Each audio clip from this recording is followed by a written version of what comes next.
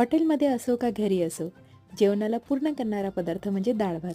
तर चला कसा तडका दिला माझ्या स्टाईलने दाखवते. तर इथे तीन पळ्या मी तेल घेतलेलं, नंतर लाल मिरची घेतलेली, लाल सुकी मिरची, 2 कांदे घेतलेले, अद्रक लसूणची पेस्ट घेतलेली. छान असं आपल्याला तेलामध्ये करून घ्यायचं आहे. नंतर हळद, तिखट तुमच्या चवीनुसार मी इथे 2 चमचे तिखट टाकलेलं आहे.